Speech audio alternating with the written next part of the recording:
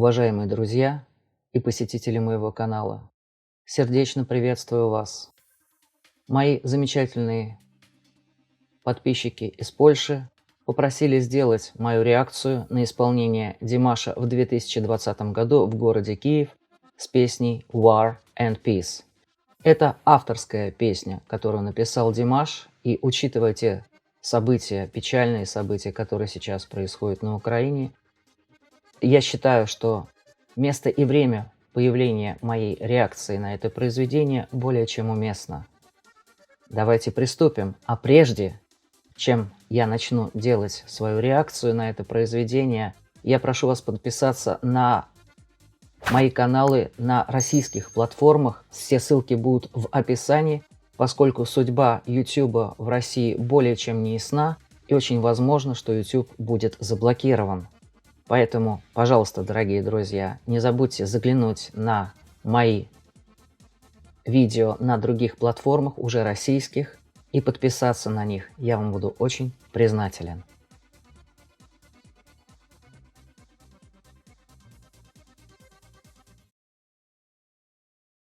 Следующую песню я сочинил, если память мне не изменяет, около 5 лет назад. Эту песню я посвятил к очень большой глобальной теме. Песня называется «Война и мир». Жизнь нам дается один раз, и мы должны воспользоваться этой жизнью и дарить друг другу любовь. Мы должны постараться сделать все возможное для того, чтобы обеспечить достойную, спокойную жизнь нашим детям. Спасибо.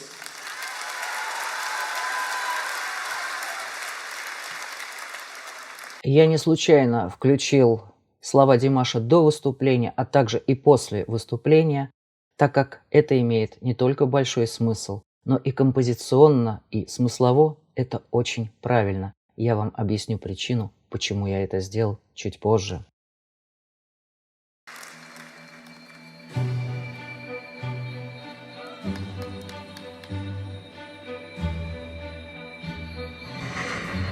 Тональность си минор.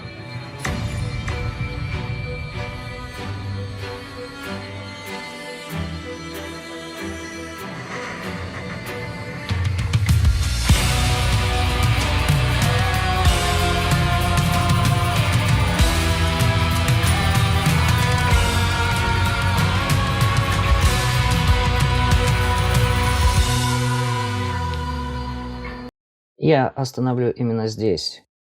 Вы сейчас слышали бэк-вокал, который вполне может даже заменить хор. И у меня складывается четкое впечатление, что подобное вступление может быть, несомненно, адресовано к серьезному трейлеру, к блокбастеру или какому-то сериалу. Но какому? Давайте посмотрим до конца и вместе с вами решим и сделаем выводы, о чем не только это произведение, но и как оно исполнено и что подразумевалось при его создании.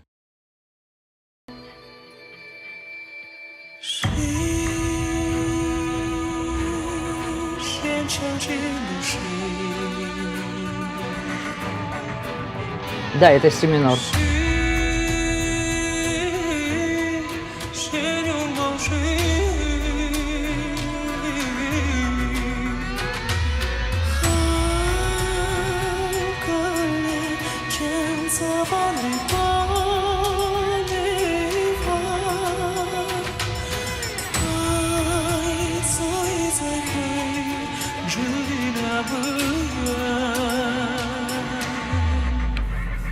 Но это была, несомненно, подготовка, вступление, интерлюдия к тому, чтобы дальше мы с вами услышали припев. Как вы, наверное, услышали, Димаш поет на китайском языке. Мы это все проанализируем и суммируем в самом конце. Пожалуйста, обратите внимание на видеоряд, который позади Димаша, а также на те моменты, которые будут присутствовать именно в аранжировке. Я для того, чтобы не нарушать дальше особо наш с вами просмотр, буду лишь только давать свои краткие комментарии во время выступления Димаша и лишь изредка останавливать.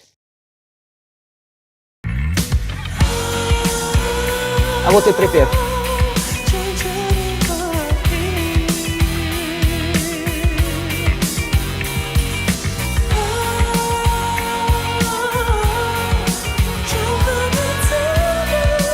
Легкая мелизматика.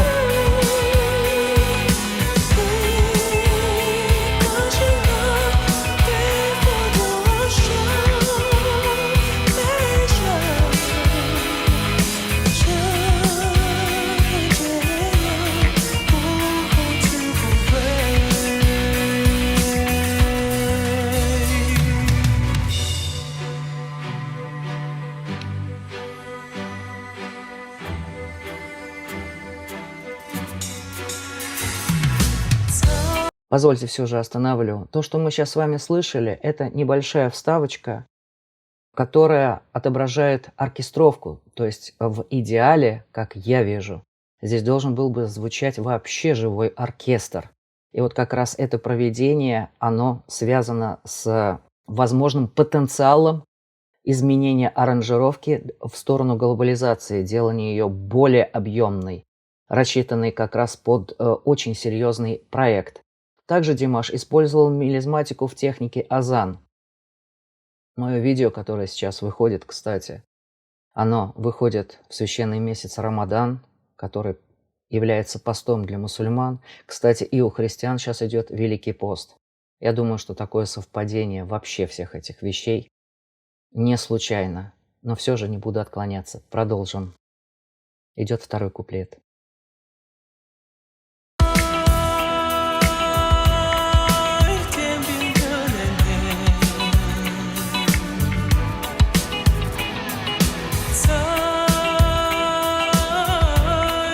Мелизматика.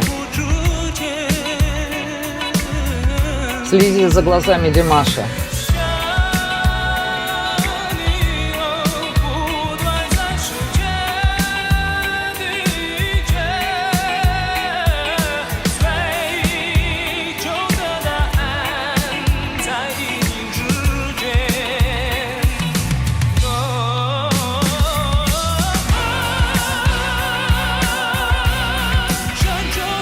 А вот и выход на кульминацию.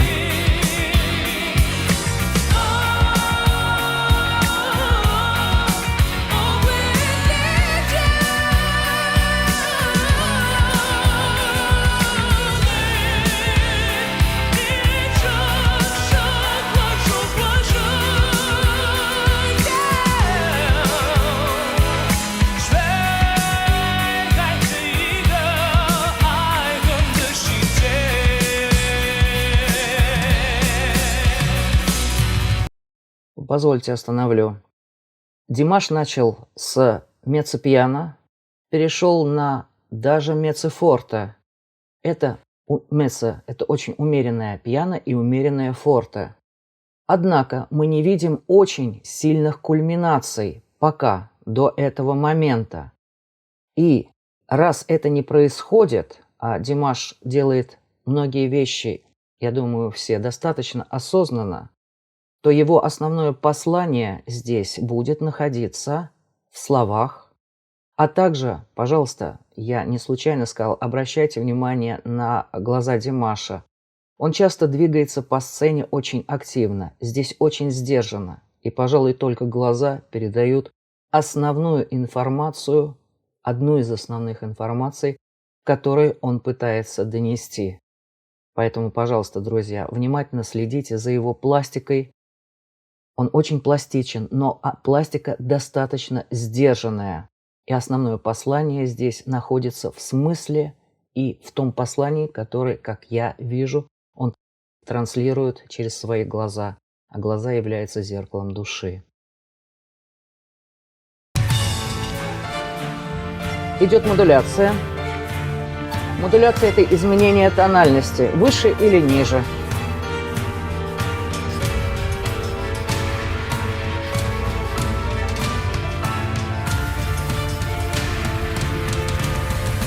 Это ре минор.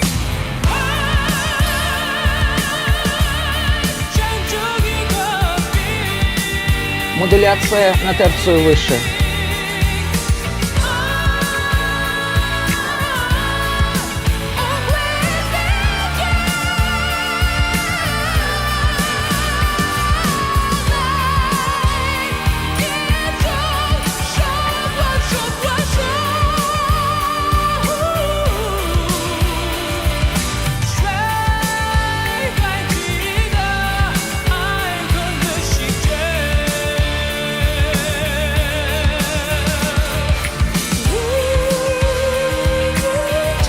И концовка хода.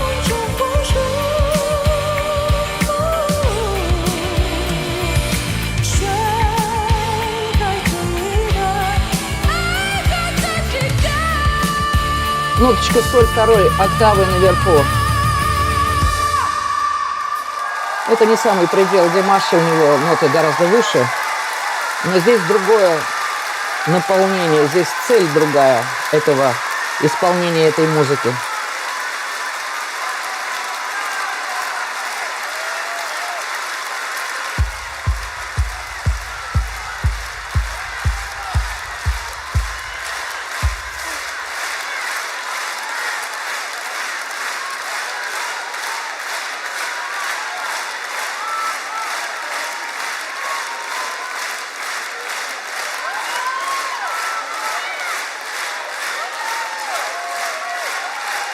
Дякую!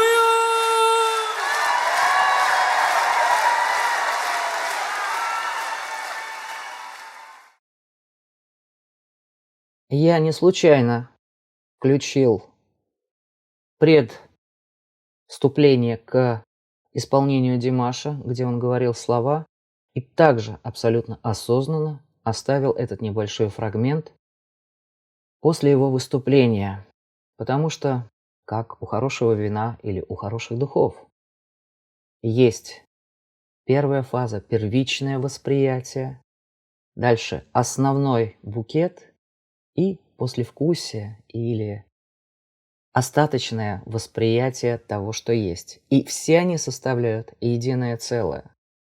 Поэтому я воспринимаю именно это выступление во всех трех неразрывных частях, которых я вам показал. Это его слова, где он передает тот смысл и послание, само выступление и завершение, которое завершается с последним поклоном артиста перед публикой и овациями публики как ответной реакции на это выступление. Позвольте суммировать то, что мы с вами увидели и услышали. Итак, это произведение Димаш исполняет на китайском языке, поэтому я воспринимаю, что основная целевая изначально аудитория это были китайцы. Те, кто говорят на китайском языке, это Китай. И написана эта музыка для китайской публики. Стиль и размах, с которым это сделано, я могу предположить, что вполне возможно, она была написана для какой-то военной мелодрамы. В этом произведении я услышал страдания, услышал войну. Я не услышал мира. Поэтому это мелодрама, драма. То есть это какие-то военные события, очень тяжелые, которые переживались главными героями. Это мое предположение. Разумеется, сейчас это произведение может быть осмыслено совсем и по-иному в связи с теми событиями, которые происходят на Украине.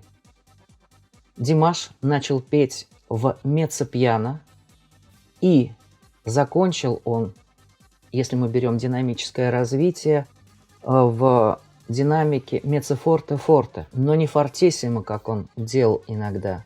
Это очень сдержанное произведение, и раз оно идет на таких небольших динамических расхождениях или динамическом диапазоне, то основной посыл, который был заложен Димашем, а это его авторское произведение, в эту песню лежит не совсем в динамике. Динамика сдержанная, значит, она лежит именно на внутреннем уровне. А значит, это слова, значит, это внутреннее переживание. Это произведение монументальное, и оно действительно рассчитано под серьезный проект. Однако, аранжировка не произвела на меня впечатления. Разумеется, аранжировку делал не сам Димаш. И я вам скажу почему. Аранжировка на меня не произвела впечатления. Потому что местами она, на мой взгляд, на мой слух, заглушала Димаша, не давала ему возможности быть более динамически гибким. Это бы дал живой оркестр. А вот живой оркестр я фактически слышу, как это могло бы и должно было бы в идеале звучать. Потому что я воспринимаю исполнение Димаша как бриллиант. И к этому бриллианту должна быть достойная оправа. Однако местами заглушающая аранжировка, местами накладывающиеся какие-то кластеры эхо, отсутствие живого оркестра – это, пожалуй, не только минус, а скорее это можно назвать как зарисовку, эскиз, неоконченную пьесу. То есть мы видим очень хорошее монументальное произведение, и оно не получило пока еще, по крайней мере, должного развития для того, чтобы оно предстало на экраны уже в обработке оркестра, и тогда видеоряд, который мы с вами видели позади Димаша, заполнился бы фрагментами из этого фильма или блокбастера.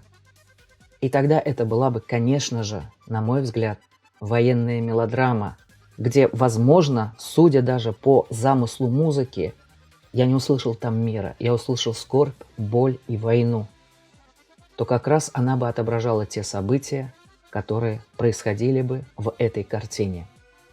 Таков мой авторский вердикт об этом произведении, которое Димаш исполнил очень хорошо. Мы с вами слышали и технику азана, мы слышали качественный подъем из си минора в ре минор. Вот. Мы с вами слышали разные динамические колебания внутри этого произведения. И, на мой взгляд, это произведение заслуживает гораздо большего внимания и своего развития. Прошу вас также, если вам понравился мой обзор, не только поставить лайки, но и подписаться, как я уже сказал, на мои каналы уже на российских платформах, которые, я надеюсь, будут развиваться.